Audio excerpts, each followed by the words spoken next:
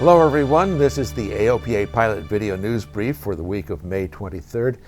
And this is not the way we would have liked to start this first news brief, but sadly the news of the week is a fatal accident at a Nebraska STOL event. Mayday STOL 2022 was to feature STOL drag at the Wayne Municipal Airport.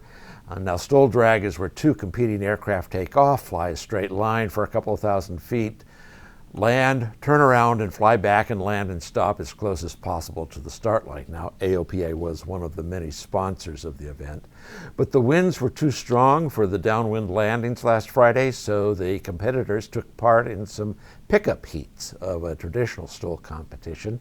Now, during the fourth heat, a Cessna 140 flown by California pilot Tom Defoe rolled and dove into the ground. Defoe did not survive. The AOPA Air Safety Institute has already created an early analysis of what may have caused this accident. Now, it appears to have been a classic STOL spin, and at 400 feet AGL, the pilot had no room to recover. In the accident, the pilot took off in a Cessna 140 and he was following a Zenith 601.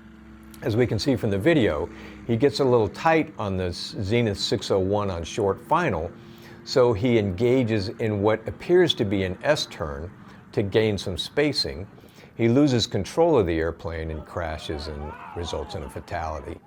ASI's Richard McSpadden thinks it's possible the 140 may have encountered wake turbulence from the aircraft in front.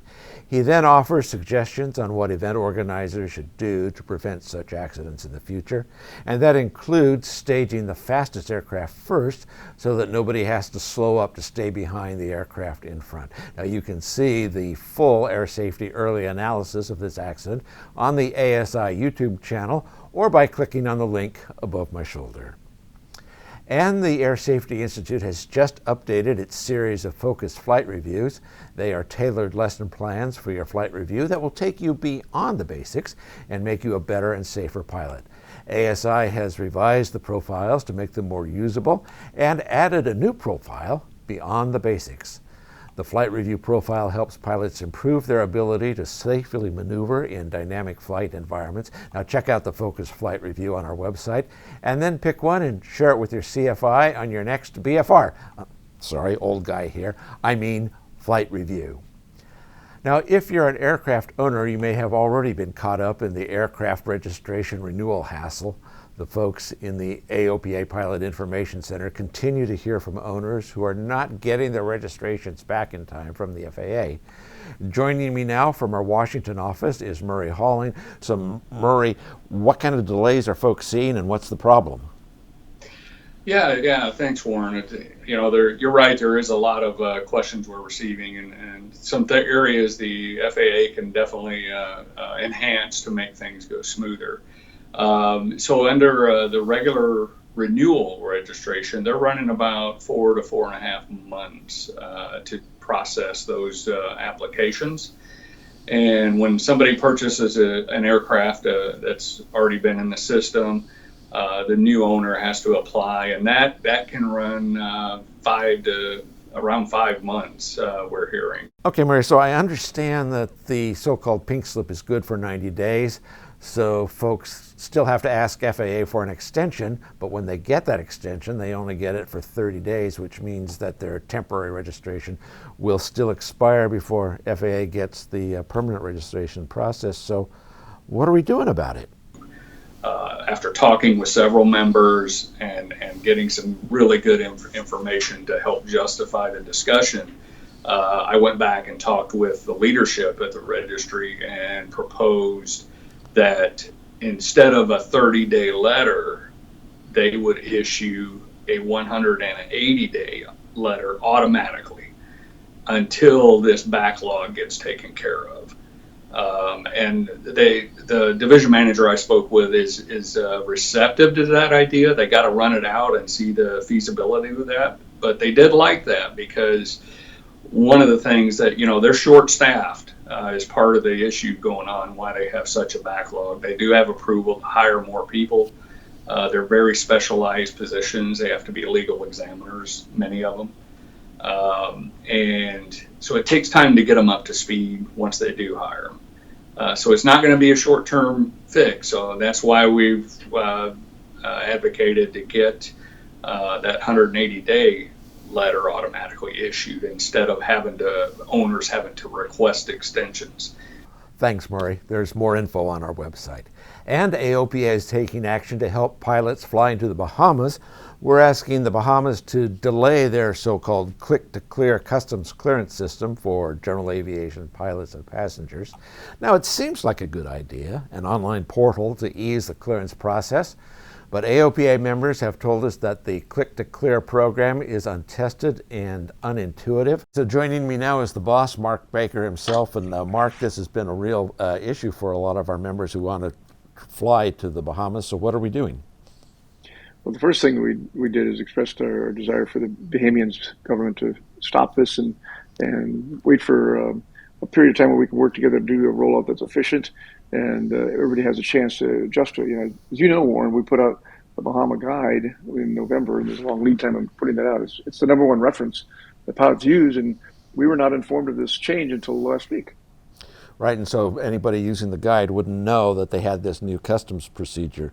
So you put a little bit of muscle on them, right? Well, we did. You know, I mean, we enjoyed, as most of our members do, going to the Bahamas, and I've been there a number of times. I know you have as well, and it's a great, fun place to take an airplane and visit, and you know, hundreds of opportunities to land in the Bahamas is really unique. On the other hand, and we've encouraged them to work with us.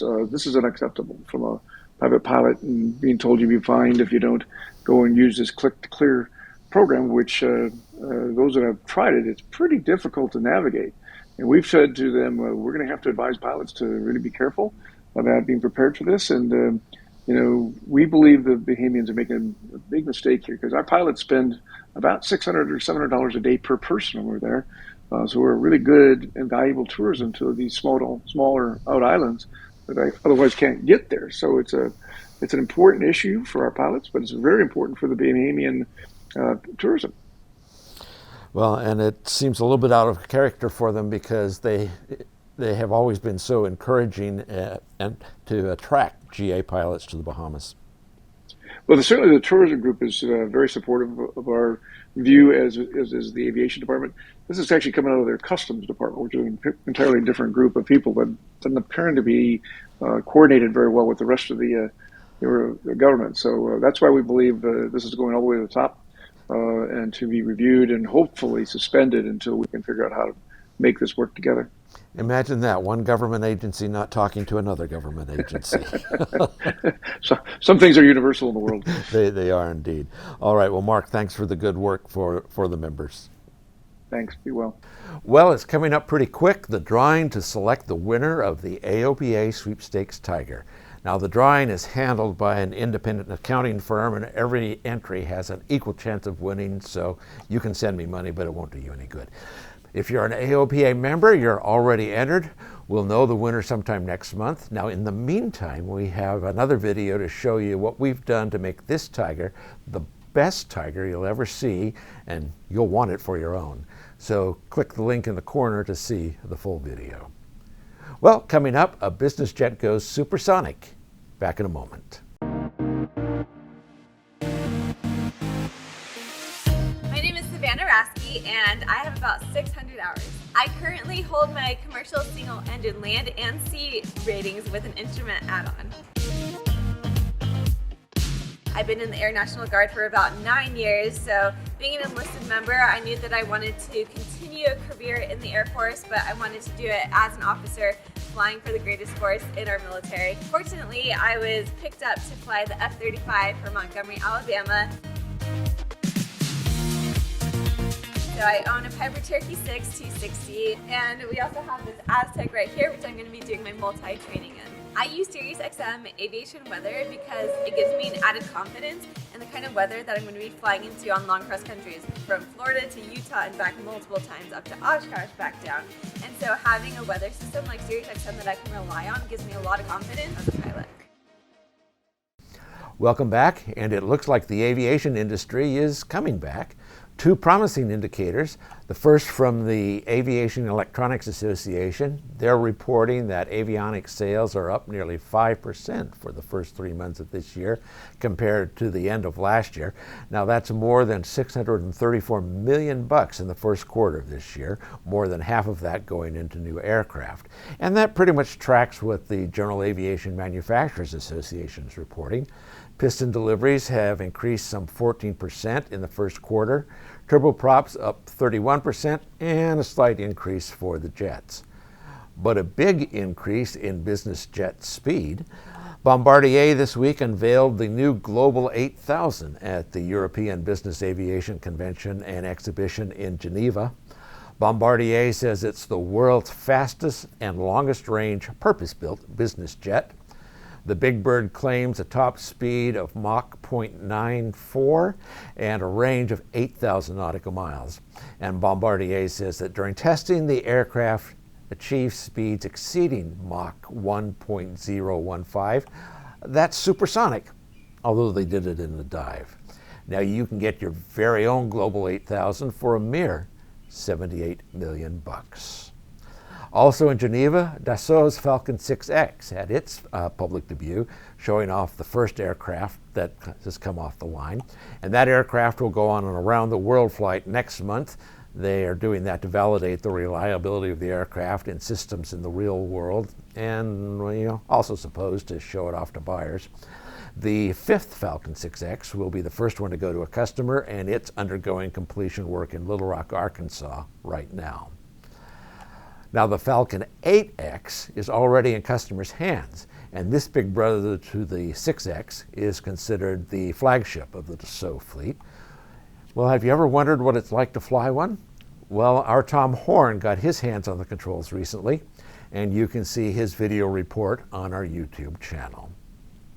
And now for something completely different, a little different and lighter take on the news. We're calling it the Lightning Round, and it features Nikki Britton and Kayla McLeod, two active pilots and AOPA content producers who are on opposite sides of the country. Now, along with the news, they plan to spotlight a pilot each week. Lightning Round will post every Thursday on YouTube and Instagram. You can find it with the hashtag flywithaopa. Well, we can imagine that a lot of you will be heading to the multiplex this weekend. Top Gun Maverick, the long-awaited sequel to the 1986 classic, hits the screens. And if the previews are any indication, the flying sequences are even more spectacular than the original. Now, we recently caught up with pilot and cinematographer Kevin LaRosa, who choreographed and directed the filming of the flying sequences. We'll get the, I'll get an entrance looking forward into the break. How's that sound? That sounds great. I'm going to have him cross our nose. I like it. Kevin LaRosa is no stranger to capturing cinematic aerial footage. The seasoned pilot is the vice president of production at Helinet Aviation Services, creator of the Cinejet, and is the lead camera pilot and aerial coordinator for Top Gun Maverick. LaRosa hopes she'll leave the theater wondering if it was an actual flight or computer-generated imagery. There's nothing cooler than seeing our movies come out in the movie theater, and we read comments or see things and people go, oh, that can't be real, that's CGI. That's actually the biggest compliment in the world, is when something looks CGI. There's no way that could have been real, and that was real. We did that. Those airplanes are doing that. That's pretty fun. Every aviation sequence in the film is a choreographed dance, each move exquisitely timed and punctuated by the sound of a jet. Cameras are everywhere to capture the precise moments, including LaRosa's Cinejet. So much thought went into the process to make sure that every single sequence we did was the most dynamic, energetic, and breathtaking aerial we could get. We did not want to settle for anything less than that. LaRosa worked with actor Tom Cruise, who is also a certified pilot, and the production team to design an aviation curriculum that turned the actors in the film into believable aviators. By the time they got into the F-18s, they were pros. They knew where to look, knew what to feel, knew what to say, and that's a huge testament to the, to the production company and to Tom to spend that expense and to go through the effort to do that, and I think it shows so well on camera. The 1986 release of Top Gun has been widely credited as one of the most successful Navy recruiting tools ever made, having moved many people to becoming pilots. LaRosa is confident that the long-awaited sequel will be equally inspirational. I'm a very patriotic person, and I know that just like the first movie, that this movie will have a profound impact on the next probably 3-4 generations of naval aviators. Top Gun Maverick is in theaters now.